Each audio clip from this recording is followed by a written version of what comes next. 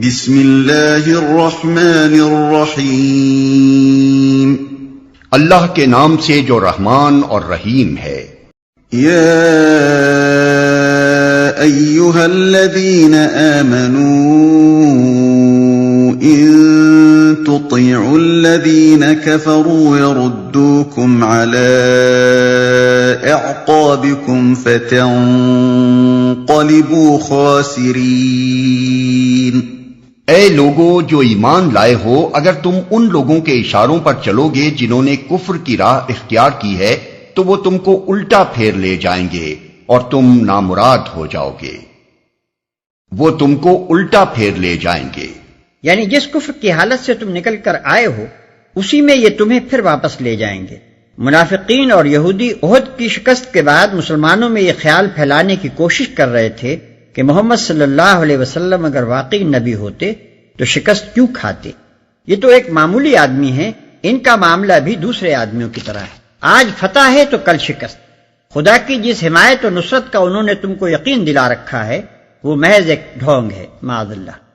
بل اللہ مولاکم وہو خیر الناصرین۔ ان کی باتیں غلط ہیں، حقیقت یہ ہے کہ اللہ تمہارا حامی و مددگار ہے اور وہ بہترین مدد کرنے والا ہے۔ سنلقی فی قلوب الذین کفروا الرعب بما اشرکوا باللہ ما لم ينزل به سلطانا ومأواهم النار وبئس مثوى الظالمین۔ ان قریب وہ وقت آنے والا ہے جب ہم منکرین حق کے دلوں میں رعب بٹھا دیں گے، اس لیے کہ انہوں نے اللہ کے ساتھ ان کو خدائی میں شریک ٹھہرایا ہے جن کے شریک ہونے پر اللہ نے کوئی سند نازل نہیں کی۔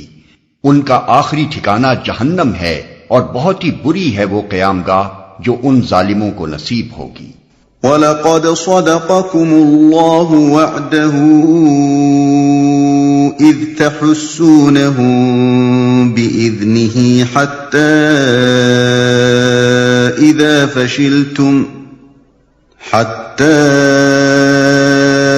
إِذَا فَشِلْتُمْ وَتَنَازَعْتُمْ فِي الْأَمْرِ وَعَصَيْتُمْ مِنْ بَعْدِ مَا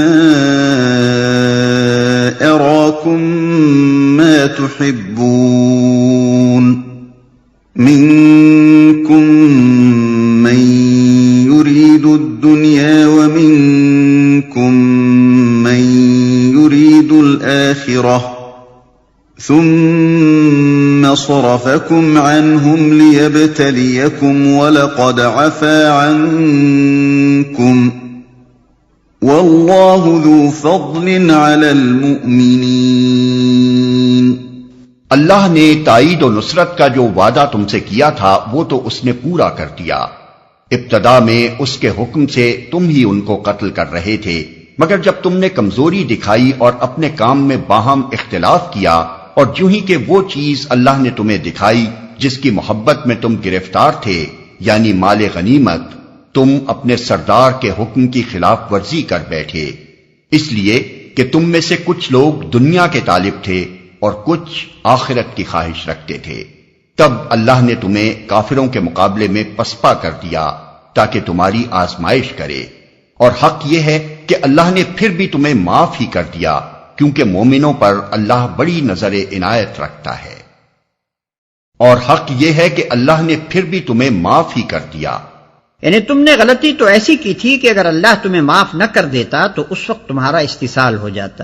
یہ اللہ کا فضل تھا اور اس کی تائید و حمایت تھی جس کی بدولت تمہارے دشمن تم پر قابو پا لینے کے بعد ہوش گم کر بیٹھے اور بلا وجہ خود پسپا ہو کر چلے گئے۔ اذ تصعدون ولا تلوون على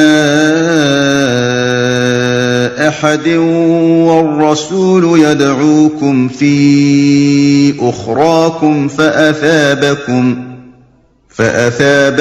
غما بغم لكي لا تحزنوا على ما فاتكم ولا ما أصابكم واللہ خبیر بما تعملون۔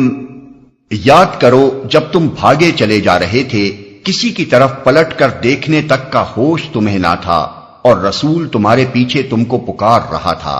اس وقت تمہاری اس روش کا بدلہ اللہ نے تمہیں یہ دیا کہ تم کو رنج پر رنج دیے، تاکہ آئندہ کے لیے تمہیں یہ سبق ملے کہ جو کچھ تمہارے ہاتھ سے جائے یا جو مصیبت تم پر نازل ہو اس پر ملول نہ ہو۔ اللہ تمہارے سب اعمال سے باخبر ہے۔ اور رسول تمہارے پیچھے تم کو پکار رہا تھا۔ جب مسلمانوں پر اچانک دو طرف سے بیک وقت حملہ ہوا اور ان کی صفوں میں ابتری پھیل گئی تو کچھ لوگ مدینے کی طرف بھاگ نکلے اور کچھ احد پر چڑھ گئے، مگر نبی صلی اللہ علیہ وسلم 1 انچ اپنی جگہ سے نہ ہٹے۔ دشمنوں کا چاروں طرف ہجوم تھا، 10-12 آدمیوں کی مٹھی بھر جماعت پاس رہ گئی تھی، مگر اللہ کا رسول اس نازک موقع پر بھی پہاڑ کی طرح اپنی جگہ جمع ہوا تھا اور بھاگنے والوں کو پکار رہا تھا، الیہ عباد اللہ، الیہ عباد اللہ، اللہ کے بندوں میری طرف آؤ، اللہ کے بندوں میری طرف آؤ۔ تم کو رنج پر رنج دیے۔ رنج ہزیمت کا، رنج اس خبر کا کہ نبی صلی اللہ علیہ وسلم شہید ہو گئے، رنج اپنے کثیر التعداد مقتولوں اور مجروحوں کا، رنج اس بات کا کہ اب گھروں کی بھی خیر نہیں۔ 3000 دشمن جن کی تعداد مدینے کی مجموعی آبادی سے بھی زیادہ ہے، شکست خوردہ فوج کو رونتے ہوئے قصبے میں آ گھسیں گے اور سب کو تباہ کر دیں گے۔ ثم انزل عليكم من بعد الغم امنة نعاسا يغشى طائفة منكم وطائفة قد أهمتهم أنفسهم يظنون بالله غير الحق ظن الجاهلية يقولون هل لنا من الأمر من شيء قل إن الأمر كله لله يخفون في أنفسهم ما لا يبدون لك يقولون لو كان لنا من الأمر شيء ما قتلنا هاهنا قل لو كنتم في بيوتكم لبرز الذين كتب عليهم القتل إلى مضاجعهم وَلِيَبْتَلِيَ اللَّهُ مَا فِي صُدُورِكُمْ وَلِيُمَحِّصَ مَا فِي قُلُوبِكُمْ وَاللَّهُ عَلِيمٌ بِذَاتِ الصُّدُورِ۔ اس غم کے بعد پھر اللہ نے تم میں سے کچھ لوگوں پر ایسی اطمینان کی سی حالت طاری کر دی کہ وہ اونگنے لگے، مگر ایک دوسرا گروہ جس کے لیے ساری اہمیت بس اپنے مفاد ہی کی تھی، اللہ کے متعلق طرح طرح کے جاہلانہ گمان کرنے لگا جو سراسر خلاف حق تھے۔ یہ لوگ اب کہتے ہیں کہ اس کام کے چلانے میں ہمارا بھی کوئی حصہ ہے۔ ان سے کہو کسی کا کوئی حصہ نہیں، اس کام کے سارے اختیارات اللہ کے ہاتھ میں ہیں۔ دراصل یہ لوگ اپنے دلوں میں جو بات چھپائے ہوئے ہیں اسے تم پر ظاہر نہیں کرتے۔ ان کا اصل مطلب یہ ہے کہ اگر قیادت کے اختیارات میں ہمارا کچھ حصہ ہوتا تو یہاں ہم نہ مارے جاتے۔ ان سے کہہ دو کہ اگر تم اپنے گھروں میں بھی ہوتے تو جن لوگوں کی موت لکھی ہوئی تھی وہ خود اپنی قتل گاہوں کی طرف نکل آتے، اور یہ معاملہ جو پیش آیا یہ تو اس لیے تھا کہ جو کچھ تمہارے سینوں میں پوشیدہ ہے اللہ اسے آزما لے، اور جو کھوٹ تمہارے دلوں میں ہے اسے چھانٹ دے۔ اللہ دلوں کا حال خوب جانتا ہے۔ اس غم کے بعد پھر اللہ نے تم میں سے کچھ لوگوں پر ایسی اطمینان کی سی حالت طاری کر دی کہ وہ اونگنے لگے۔ یہ ایک عجیب تجربہ تھا جو اس وقت لشکر اسلام کے بعض لوگوں کو پیش آیا۔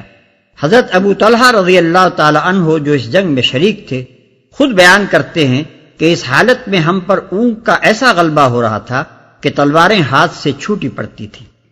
ان الذين تولوا منكم يوم التقى الجمعان انما استزلهم الشيطان